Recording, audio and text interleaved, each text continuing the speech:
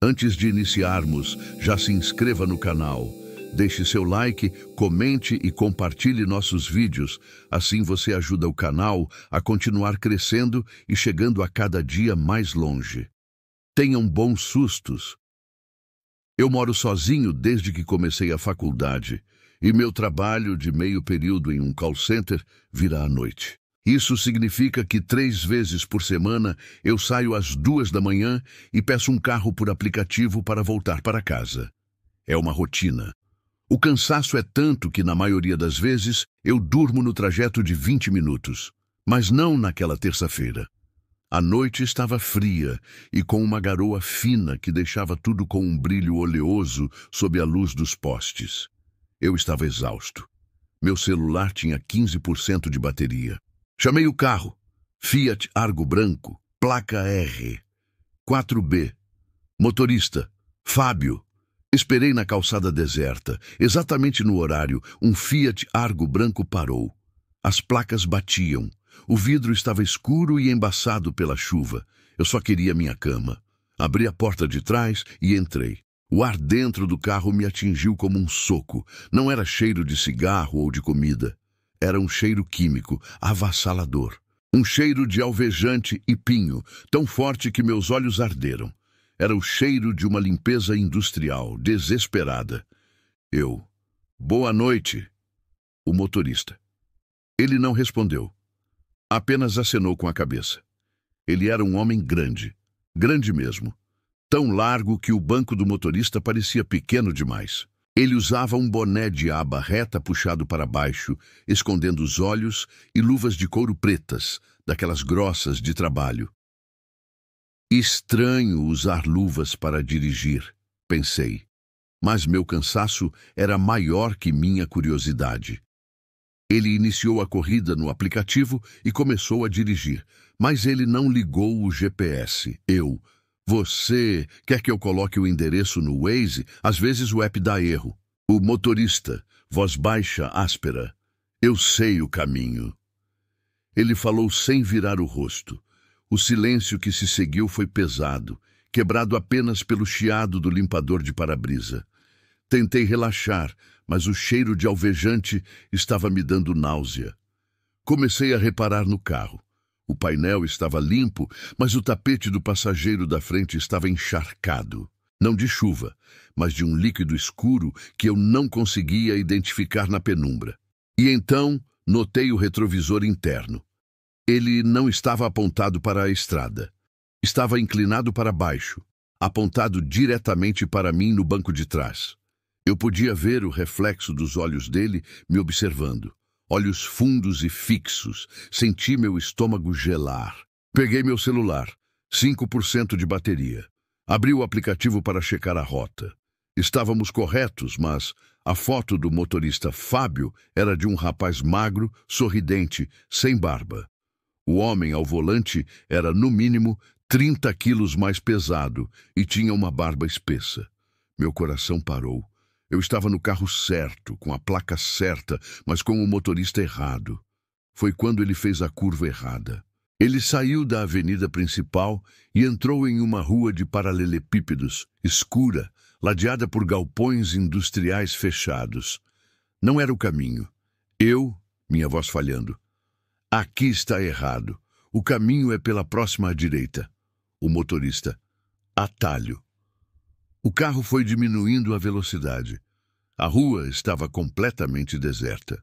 A garoa batia no teto. O cheiro de alvejante parecia ter ficado mais forte, e agora eu sentia outro odor por baixo dele. Um cheiro metálico, adocicado, como ferrugem molhada.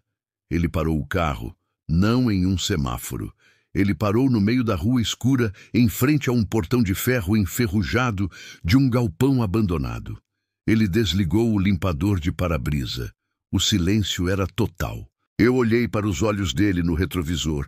Ele estava me encarando. Um sorriso lento e medonho começou a se formar no rosto dele. O motorista. Chegamos. Eu não pensei. Meu cérebro gritava.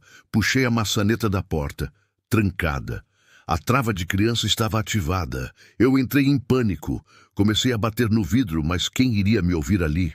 O motorista soltou o cinto de segurança, um clique alto que ecoou no silêncio, e ele começou a se virar no banco. Naquele segundo, vi meu reflexo no vidro escuro e notei algo atrás de mim, no chão do carro. Um rolo de lona preta grossa, amarrado com fita adesiva, e ao lado, um galão de água sanitária tombado, explicando o cheiro.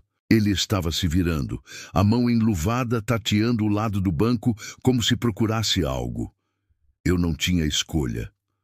Com toda a força que me restava, eu chutei a parte de trás do banco dele. O chute o pegou de surpresa, fazendo-o bater a cabeça no volante.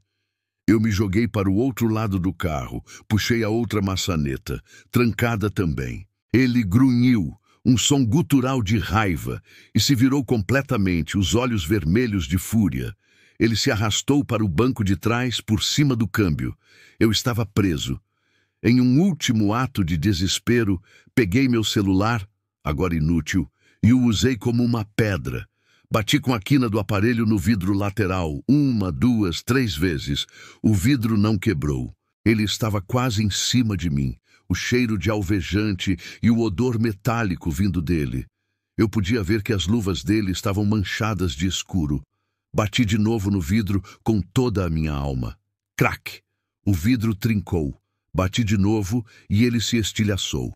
O motorista me agarrou pela jaqueta, mas eu me joguei para fora pela janela quebrada, sentindo os cacos de vidro rasgando minha pele e minhas roupas. Caí na calçada molhada, rolei e levantei. Corri. Corri como nunca tinha corrido na vida, de volta para a avenida principal, sem olhar para trás. Eu só ouvia meus próprios passos desesperados e o som da porta do carro se abrindo atrás de mim. Mas eu não parei. Cheguei na avenida e me joguei na frente do primeiro ônibus noturno que apareceu. O motorista freou, buzinou, abriu a porta xingando. Eu entrei, tremendo, sangrando pelos cortes nos braços, e desabei no chão. Quando a polícia foi ao local, não havia carro, nem galpão aberto. Só encontraram meus estilhaços de vidro no chão. O aplicativo mostrou que Fábio havia cancelado a corrida 1 minuto depois que eu entrei no carro. Eu nunca mais pedi um carro de aplicativo depois da meia-noite. E até hoje, quando sinto o cheiro de alvejante, meu estômago revira e eu sinto o gosto metálico do pânico na boca.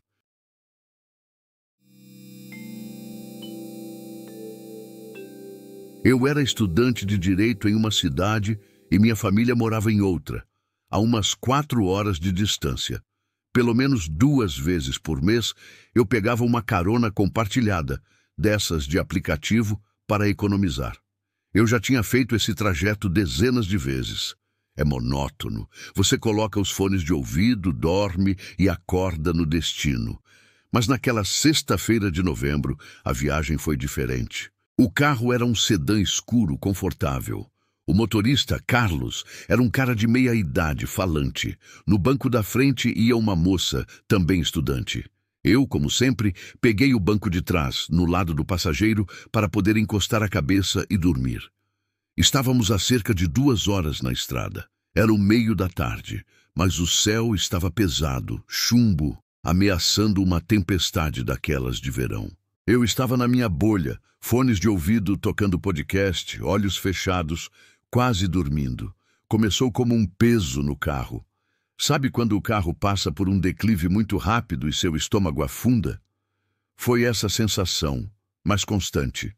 O carro parecia mais pesado, como se estivéssemos rebocando algo. Abri os olhos, sonolento. A moça da frente estava mexendo no celular. O motorista estava concentrado na estrada, que começava a ficar molhada pela chuva fina. Foi quando olhei para o meu lado, para o assento do meio, ao meu lado esquerdo. Havia um homem sentado ali. Meu coração não acelerou. Ele parou. Eu não o vi entrar. Não paramos em nenhum lugar. Não houve som de porta abrindo, nem o aviso de cinto de segurança do carro. Ele estava simplesmente lá, sentado, ereto, ocupando o assento do meio. Ele era pálido, não doente, mas de uma palidez de cera, quase translúcida. Vestia um terno escuro, antiquado, impecavelmente passado, mas que parecia úmido. O cabelo dele, preto e penteado para trás, estava colado na cabeça como se ele tivesse acabado de sair da chuva. Mas o carro estava seco. Ele não olhava para mim. Ele olhava para a nuca da garota no banco da frente. Seu rosto era uma máscara de calma. Os olhos abertos e escuros não piscavam. E ele estava sorrindo. Não era um sorriso amigável. Era um sorriso fino, esticado, que repuxava os cantos da boca de uma forma que parecia dolorosa, antinatural. Um sorriso de quem sabe um segredo terrível. O ar no carro ficou gelado, frio de doer os ossos. Eu podia ver minha própria respiração embaçando o ar na minha frente. Tirei os fones de ouvido. Silêncio. O motorista e a garota conversavam banalidades sobre a chuva. O rádio tocava baixo. Minha voz saiu como um sussurro seco. Carlos. Quem? Quem é ele? Carlos olhou pelo retrovisor. A garota se virou. Carlos. Quem, rapaz? Tá tudo bem aí atrás? Garota. Tá pálido, moço. Tá passando mal? Eles olharam direto para o banco do meio e não viram nada. Meu sangue congelou. Eles olharam através dele. Eu voltei meu olhar para o homem. O sorriso dele se alargou. Ele sabia que eu podia vê-lo. E muito lentamente ele virou a cabeça e olhou para mim. Os olhos dele eram poços vazios. Não havia íris. Apenas duas órbitas pretas e brilhantes. Quando ele virou, o cheiro me atingiu. Um odor adstringente de formaldeído, misturado com algo doce e podre, como flores esquecidas em um vaso há semanas. Era o cheiro de um necrotério. Eu estava preso. Preso entre a porta e aquilo. Eu me encolhi contra a janela, tentando me fundir com o vidro. Ele levantou a mão. Uma mão branca, de dedos longos, com unhas perfeitamente limpas, mas arroxeadas nas pontas. Ele a moveu lentamente, atravessando o espaço entre nós. Eu tentei gritar, mas minha garganta travou. O dedo dele tocou meu braço, por cima da minha jaqueta jeans. Não foi um toque, foi uma ausência de calor. Onde o dedo dele encostou, senti um frio que queimava, um frio que não era deste mundo. Era como se ele estivesse sugando o calor do meu corpo, deixando um ponto morto na minha pele. Para! Para o carro! Eu gritei finalmente. Um grito agudo de puro terror. O motorista freou bruscamente no acostamento. A garota gritou com um susto. Carlos, que foi? Pelo amor de Deus, o que aconteceu? Eu me joguei para fora do carro, caindo de joelhos na grama molhada do acostamento, hiperventilando. A chuva grossa começou a cair, me encharcando em segundos. Garota, saindo do carro, assustada. Ele tá tendo um ataque de pânico? O que você viu? Eu olhei para dentro do carro pela porta aberta. O banco de trás estava vazio. Mas o assento do meio, onde ele estava sentado, estava completamente encharcado. Uma poça de água parada, turva e gelada, afundava o estofado, e o cheiro de formol e podridão empesteava o ar, agora forte o suficiente para eles sentirem. Carlos, pálido, olhando a poça. Mas que porcaria é essa? O teto não está vazando. Ninguém disse mais nada. A garota se recusou a voltar para o carro. Eu me recusei a chegar perto. Ligamos para a polícia rodoviária, inventamos uma história sobre um problema mecânico e o cheiro insuportável. Eu nunca terminei aquela viagem. Peguei um ônibus na rodoviária seguinte. Naquela noite, quando cheguei em casa e tirei a jaqueta, vi a marca. No meu braço, exatamente onde ele me tocou, havia uma mancha pálida, do tamanho da ponta de um dedo. Uma marca que não doía, não coçava, mas estava fria. Permanentemente fria ao toque. Eu ainda a tenho. E às vezes, no silêncio da noite, eu sinto aquele frio se espalhar, lembrando-me de que, na próxima carona, o passageiro extra pode estar esperando apenas por mim.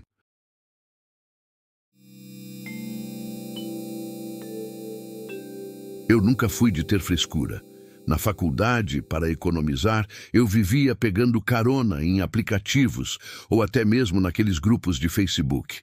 Era o trajeto de sempre. Ouro Preto para Belo Horizonte. Uma viagem que eu já tinha feito dezenas de vezes. Tão familiar que eu geralmente dormia antes da primeira serra. Mas essa viagem, em uma noite de quinta-feira, foi a última. O carro era um sedã antigo, um Santana cinza, impecavelmente limpo por dentro. O motorista, um homem chamado Jonas, parecia um avô. Tinha o cabelo todo branco, óculos de aro fino e falava baixo, com calma. Eu me senti seguro imediatamente. Boa noite, meu filho. Só vamos esperar mais uma passageira, tá? Ela já está descendo, ele disse, apontando para um prédio residencial escuro na rua da minha república. Esperei. 5, 10 minutos. O ar da noite estava parado, sem vento. Finalmente, a porta do prédio se abriu. A mulher que se aproximou do carro era estranha. Ela andava devagar, quase se arrastando, e usava um chale pesado sobre a cabeça e os ombros, mesmo não estando tão frio assim. Ela abriu a porta de trás e sentou-se no lado oposto ao meu. Boa noite. Ela não respondeu. Apenas se encolheu contra a janela, puxando o chale de lã grossa mais para perto do rosto. O motorista Jonas olhou pelo retrovisor. Jonas. Tudo bem aí, dona Elza? Cinto tá firme? Ele foi respondido com um leve aceno de cabeça. E só. A mulher não fez um único som. Ela é tímida, Jonas disse para mim, sorrindo, e deu a partida. Entramos na estrada. A viagem começou como todas as outras. As luzes da cidade sumindo, a escuridão da rodovia sendo cortada apenas pelos faróis. Eu coloquei meus fones de ouvido, mas deixei o volume baixo. Foi quando o cheiro começou. Não era um cheiro ruim, como sujeira ou mofo. Era um cheiro seco e doce. Um odor pesado de talco de bebê e remédio antigo. Sabe aquele cheiro de gaveta de hospital, de gás guardada há muito tempo? Era isso. Mas era muito forte. Vinha de trás. Olhei de soslaio para a mulher. Ela estava imóvel. Perfeitamente imóvel. O chale cobria todo o seu rosto e suas mãos, que repousavam no colo, eram incrivelmente pálidas, quase da cor de cera. O motorista parecia não notar o cheiro.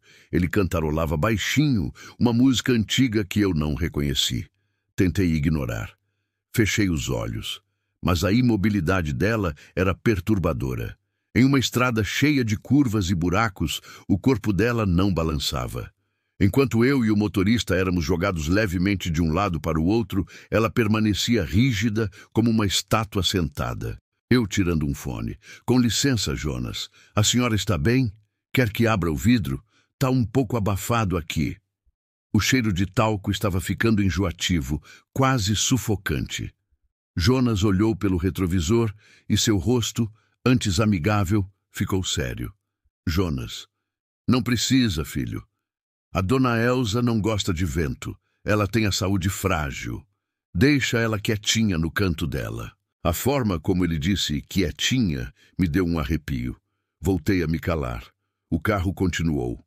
Passamos pelo posto da polícia rodoviária, as luzes fortes varrendo o interior do carro por um segundo.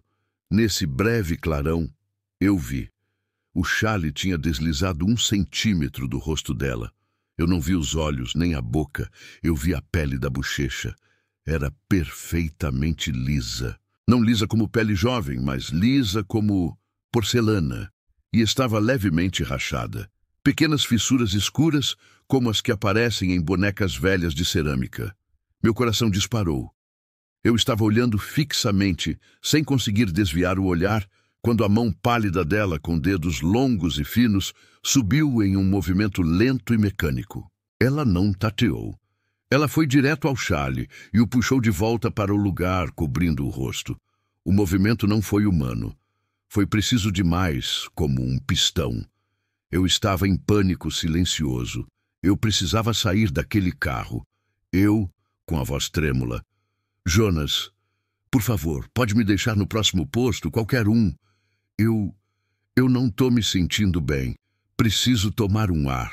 Jonas, a voz dele mudou, ficou fria. Falta pouco agora, rapaz. Não vou parar na estrada escura. É perigoso.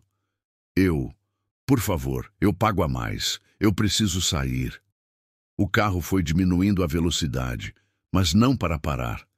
Ele estava pegando o acostamento lentamente. Jonas, você está incomodando ela. Ele disse isso sem olhar para mim, falando para o para-brisa. O cheiro de talco e remédio agora era insuportável, tão forte que meus olhos lacrimejavam. Eu olhei para a mulher. Ela estava se virando para mim. O corpo todo em um bloco único girando no assento. O xale ainda cobria o rosto, mas eu podia sentir o foco dela em mim. A Elsa não gosta de gente agitada, disse Jonas, enquanto o carro parava no breu total do acostamento.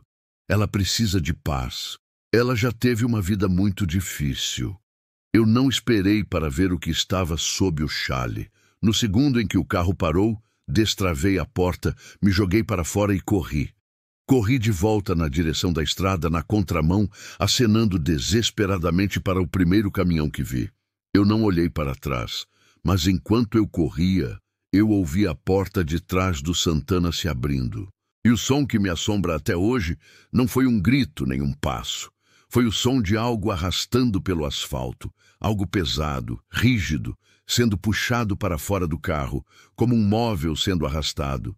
Eu nunca soube o que era a Dona Elsa, mas, desde aquele dia, eu só viajo de ônibus. E eu sempre sento na janela, o mais longe possível de qualquer passageiro que pareça quieto demais.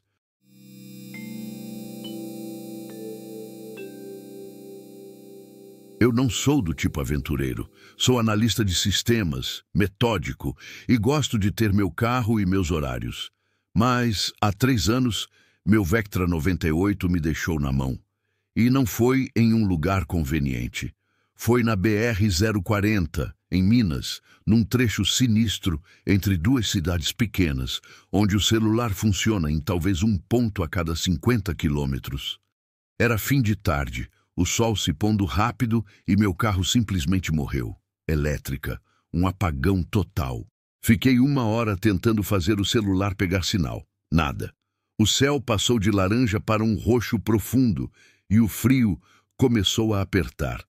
Eu sabia que ficar ali era perigoso. Foi quando decidi fazer o que jurei nunca fazer: pedir carona. Fiquei no acostamento, fazendo sinal. Dezenas de caminhões passaram, buzinando, mas sem parar. Quando eu estava prestes a desistir e me trancar no carro para esperar o amanhecer, uma caminhonete S10 antiga, verde escura e com a lataria amassada, reduziu e parou uns 20 metros à frente. Corri até lá. O motorista era um homem de uns 50, talvez 60 anos. Rosto sulcado de rugas, boné de aba curva enfiado na cabeça e um sorriso que mostrava dentes amarelados. Ele, voz rouca. Problema, chefe. Minha bateria foi pro espaço. O senhor tá indo para Três Marias? Ele, passo lá perto, entra aí, tá esfriando, não é bom ficar parado aqui. O alívio foi tão grande que eu mal prestei atenção ao entrar. Mas assim que fechei a porta, o cheiro me atingiu. Não era cheiro de cigarro nem de sujeira, era um odor químico, penetrante, cânfora, como aquelas bolinhas de naftalina que minha avó usava, mas misturado com algo metálico, como moedas velhas. Ele engatou a marcha e a caminhonete voltou para a estrada. Foi quando meus olhos se ajustaram à penumbra da cabine. O painel e o teto estavam cobertos de coisas. Não eram enfeites normais, como um terço no retrovisor. Eram objetos, pendurados por fios de nylon, balançando suavemente com o movimento do carro. Havia um único brinco de argola, pequeno e prateado. Um chaveiro de plástico do Pato Donald, com a tinta descascada.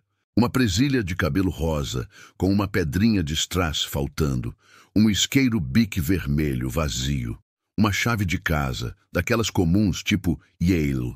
Eram dezenas de itens, pequenos, pessoais, inúteis. Eu tentando ser casual. O senhor gosta de colecionar. Ele, o sorriso não diminuiu. Ah, sim, são lembranças De gente que eu ajudo na estrada. Gosto de guardar uma recordação de cada história. A resposta me gelou. História. Continuamos em silêncio por uns 10 minutos. O cheiro de cânfora estava me dando dor de cabeça. O homem cantarolava baixo, uma música que eu não reconhecia, um som gutural e repetitivo. Eu estava tenso, olhando para a estrada, contando os quilômetros. Ele: "Sabe, rapaz, você me deu sorte. Tô indo buscar uma encomenda numa fazenda aqui perto. Vou ter que pegar um desvio. Mas é rápido. Te deixo na cidade logo depois." Meu estômago afundou. Não, por favor, não precisa. O senhor pode me deixar no próximo posto de gasolina. Eu espero lá." Ele. O sorriso sumiu. "Bobagem. É caminho. Eu insisto." A voz dele, antes amigável, agora tinha um tom firme. Não era um convite, era uma ordem. Ele saiu da rodovia principal, entrando numa estrada de terra escura, ladeada por cercas de arame farpado e nada mais. A caminhonete balançava muito nos buracos. E com o balanço, os objetos no teto começaram a tilintar. Um som fraco, constante, de plástico batendo em metal. Tim-tim-tac. O farol da S10 era fraco, iluminando mal a estrada vermelha. O cheiro de naftalina e moedas parecia ter ficado mais forte. Eu estava suando frio, apesar da noite gelada. O balanço do carro desalojou algo que estava preso entre o banco do passageiro e o console central. Um objeto pequeno caiu no tapete, perto do meu pé. Eu olhei para baixo. O motorista estava concentrado na estrada de terra. Com o coração batendo na garganta, me abaixei lentamente, como se fosse amarrar o sapato. Era um cartão de estudante. Estava sujo de lama e mastigado nas bordas. A foto era de uma garota jovem, sorrindo. O nome estava legível: Jéssica R. Alves, Universidade Federal de... Eu congelei. Eu me lembrava desse nome. Havia cartazes dela espalhados em postos de gasolina há alguns meses. Desaparecida. Vista pela última vez pedindo carona naquela mesma rodovia. Meu sangue virou gelo. Levantei o olhar. Eu olhei para os objetos pendurados. Eu não estava vendo uma coleção. Eu estava vendo um arquivo, o brinco, a presilha rosa, o isqueiro. Ele, sem tirar os olhos da estrada. Achou alguma coisa aí embaixo? A voz dele era calma, quase divertida. Ele sabia, eu engasgando. Não, só meu celular que caiu. Ele: "Ah, sim, o celular. Sabe, a Jéssica, a última que eu ajudei, ela tinha um celular igualzinho ao seu. Pena que a bateria acabou." Ele virou a cabeça e olhou para mim. O sorriso tinha voltado, mas agora era predatório. Os olhos dele, na escuridão, pareciam brilhar. "Acho que você não tem nada muito interessante para minha coleção," ele disse, parecendo desapontado. "Talvez só esse seu relógio." Eu não pensei. Foi puro instinto. Ele estava reduzindo a velocidade para fazer uma curva fechada na estrada de terra. No segundo em que ele pisou na embreagem, eu puxei a maçaneta da porta e me joguei. Eu bati no chão com tudo. Rolei pela terra e cascalho, senti meu ombro estalar e a pele do meu antebraço rasgar. A dor foi excruciante, mas o medo era maior. Ouvi o som da caminhonete freando bruscamente, os pneus derrapando na terra. Ele, gritando, a voz agora um rosnado: "Volta aqui, moleque! É pior para você se eu tiver que te buscar." Eu me levantei e corri. Corri para o mato alto na escuridão total, sem direção.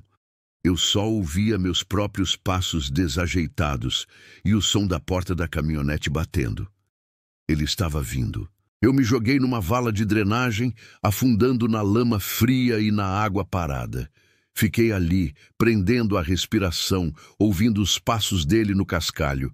Ele estava perto. O cheiro de cânfora era insuportável. "Eu sei que você está aí," ele cantarolou. "Eu sempre acho..." Ele parou a metros de onde eu estava. Eu podia ver a silhueta dele contra a luz fraca da lua. Ele ficou parado por 2 minutos que pareceram uma eternidade. Então ele riu, uma risada baixa, satisfeita. Tudo bem, ele disse. A gente se vê na próxima. Ouvi os passos dele se afastando, a porta batendo, o motor da S10 ligando. Ele foi embora. Eu fiquei naquela vala até o sol nascer.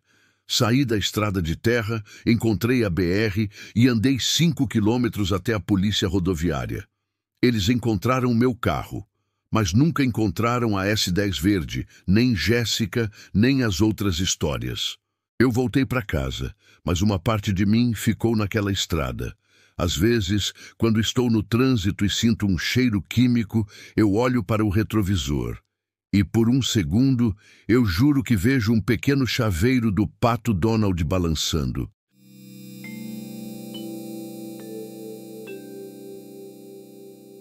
Eu não sou do tipo que acredita em fantasmas. Sempre fui cético, pé no chão. Pelo menos era, até aquela noite de outono. Estava voltando de uma feira de artesanato na cidade vizinha, a uns 80 quilômetros da minha. Meu carro, um Corsa velho, deu o último suspiro na estrada velha. Um trecho de asfalto gasto e pouco iluminado, que corta uma mata densa. Era por volta de 1h da manhã. O frio era cortante e a neblina estava começando a subir, daquele jeito que engole a luz dos faróis. Liguei para o reboque, mas a previsão era de no mínimo 2 horas. Não havia sinal de celular bom, a ligação caía toda hora. Eu estava sozinho, a uns bons quilômetros de qualquer vilarejo. O único som era o grilo, o vento sibilando e, de repente, algo mais. Um motor grave, distante, mas se aproximando. Fiquei aliviado. Era uma chance. O carro que surgiu da névoa era um modelo antigo, um Ford Galaxy 500 preto, imponente e estranhamente bem conservado para aquela estrada. Ele parou ao meu lado e a janela do passageiro desceu lentamente, com um ruído mecânico que parecia de filme de terror. Ao volante, um homem. Ele vestia um terno escuro, quase preto, e um chapéu fedora que projetava uma sombra sobre seus olhos. Era impossível ver seu rosto com clareza, mas a luz do painel do carro, que era de um verde doentio, iluminava um sorriso que não alcançava a parte escura onde deveriam estar seus olhos. Era um sorriso perfeito demais, simétrico. Problemas, amigo? A voz dele era calma, profunda, como se viesse de um poço. Sim, meu carro pifou. Estou esperando o reboque, mas se puder me levar até a próxima cidade, eu agradeceria muito. Ele inclinou a cabeça, o chapéu mal se mexeu. Claro, entre. Para onde você vai? Hesitei por um segundo. Havia algo de muito errado com a cena, com o silêncio ao redor, com aquele carro, mas o frio estava me mordendo e o medo de ficar ali era maior. Para Palmital. É o meu caminho, ele respondeu, e destravou a porta do passageiro com um clique seco. Entrei. O interior do carro cheirava a naftalina e fumaça antiga. Era gelado, um frio que não vinha do ar de fora, mas que parecia impregnado no estofamento de veludo. Fechei a porta. O motorista, que não disse seu nome, colocou o carro em movimento. O Galaxy deslizava sobre o asfalto e o silêncio dentro da cabine era opressor. Tentei puxar assunto para quebrar a tensão, mas ele respondia com monossílabos ou, pior, com aquele sorriso imóvel. Obrigado por me ajudar. É muito gentil da sua parte. Quase ninguém usa esta estrada à noite.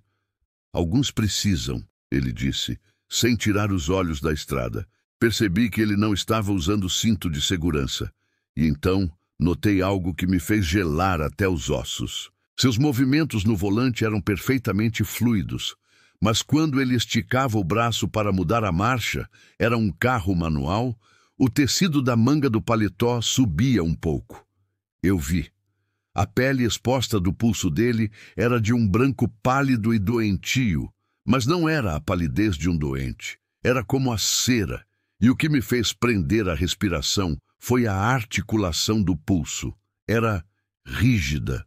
Os dedos no volante não se moviam de forma orgânica. Pareciam mais garras secas, levemente curvadas sobre a direção. Eu me virei discretamente, fingindo olhar para a janela. A neblina estava mais espessa e as árvores pareciam silhuetas distorcidas. Foi então que olhei para o retrovisor interno. No pequeno espelho, onde deveria refletir o banco de trás e parte da cabeça do motorista, não havia nada. O banco de trás estava lá, mas o retrovisor parecia cego, inútil. Engoli em seco e olhei diretamente para a parte de trás do carro. Estava lá, o banco de trás, a janela traseira. Tudo normal. Mas quando olhei para o retrovisor novamente, nada. Meu coração começou a martelar contra as costelas. Eu estava em um carro com um homem que não se refletia. Não era possível. Eu estava exausto, alucinando. Forcei-me a desviar o olhar do espelho, fixando-o no painel.